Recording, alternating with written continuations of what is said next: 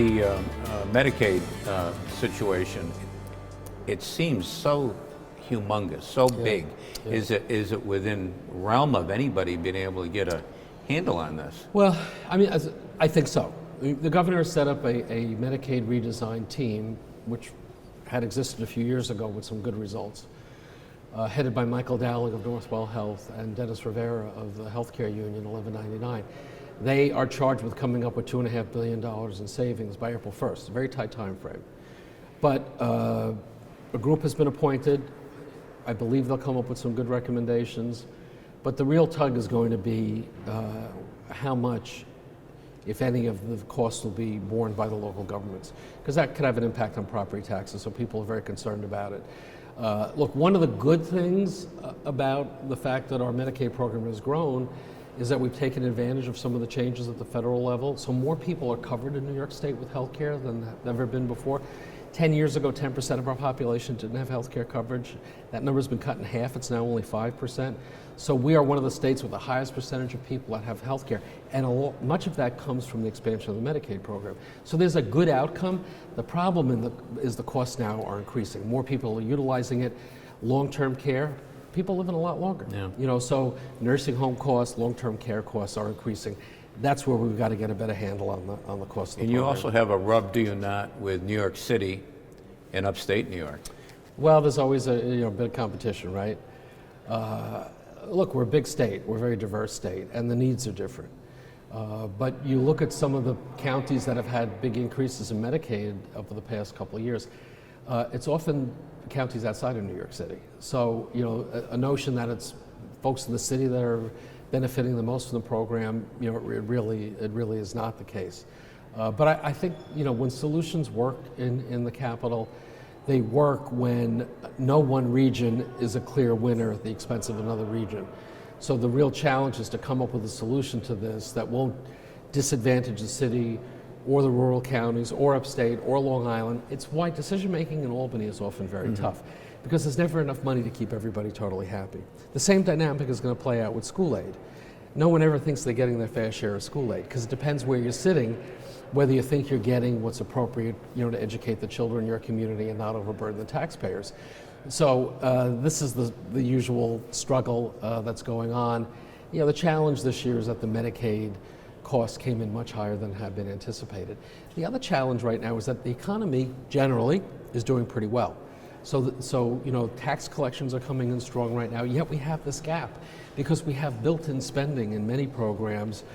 So although the budget is higher than last year, the revenue versus the predicted spending, that's where that gap is. So they're going to have to narrow that and close that gap by April 1st. Let's talk about the pension fund and how well that's done in this economy. How big is the pension fund? We just announced our third quarter results. We're now at a little over, or about $225.9 billion, almost $226 billion. We've never been that high.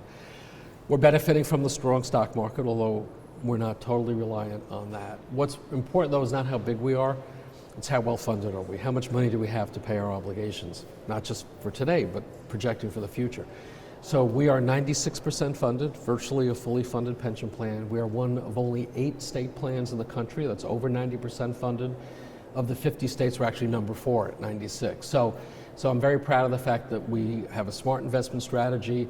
We pay our bills into the pension fund. So the retirement security is there for the 1.1 million New Yorkers who are part of our pension system. Does the legislature have the ability to take money out of that pension fund? Well, they've tried at times in the past by shortchanging the fund or underfunding it. Fortunately, and this predates my time, controllers have stood up and the courts have backed up the fact that the controller is the trustee of the fund. One of the challenges, though, during this session is you've got a group of legislators with good intention, but I think have a very ill-advised proposal to dictate on where we can put our money, particularly with regard to energy holdings. We know climate is a big issue, and we're doing a lot to try to de-risk the fund in that regard. But the state legislature should not be micromanaging where we should put our money. So I've been pretty clear that that particular proposal doesn't make any sense. So there's always an ability to politicize the fund, and that's my job to stand up and say, you know what, we've got to make the best decisions for the retirees, the future retirees, and the taxpayers. People have to realize that the pension fund is funded not just by investment return, although that's the biggest part of how we get funded, but it's employee contributions and taxpayer dollars. And that's why we can't make it a political football. Can we go home and get on our computers and see where the state has got their money invested? Absolutely. We have a lot of transparency with regard to our investments. We do a very detailed reporting once a year called the CAFR, but we always report transactions on a monthly basis, and there's a lot of information available. And if any of your viewers need more information they see on the website, call our office. We're very transparent. What about the, I know you also administer, and I'm interested to know how much money is there, those unclaimed monies in New York State. Yeah, that's people's lost money. Often it's an old bank account that often somebody moved and the bank lost track of you. You forgot to keep your contact information updated. Could be a check that wasn't canceled, wasn't cashed, like a health insurance check. Wills? Could be an inheritance situation. Money, again, money that for whatever reason wasn't claimed. After a certain period of time, turned over to the state in our office, and we call it unclaimed funds. We have over $16 billion worth of accounts. Billion with a B. Billions with a B.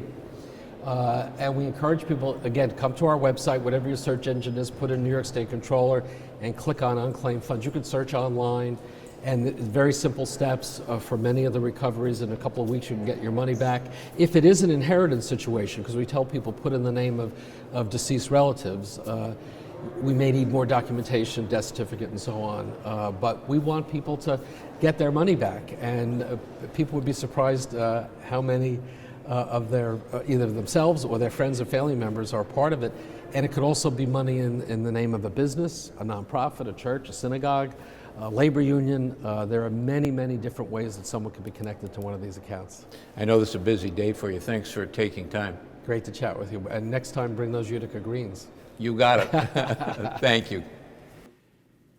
And we're joined by Senator James Seward from, well, is it Oneonta or is it Milford or right in there? Little village of Milford, which is a small village right between Oneonta and Cooperstown. Yeah, you live in a great area. You've announced that this is going to be your last year, what, 34 years? This is my 34th year in the Senate, 17th term. Yeah. And I've got some health issues to deal with, and so I've decided not to seek re-election, to deal with the health issues.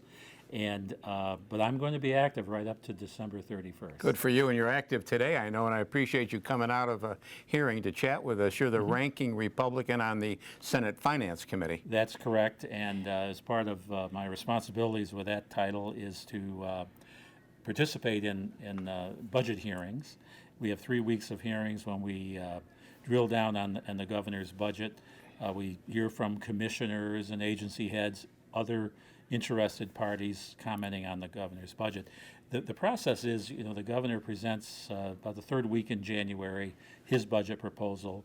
We go through these 3 weeks of budget hearings, and then by mid-March, both houses of the legislature will adopt what we call one house budget bills, and then they're usually very different, and then we spend the last 2 weeks of March reconciling the two. Hopefully we can get another on-time budget.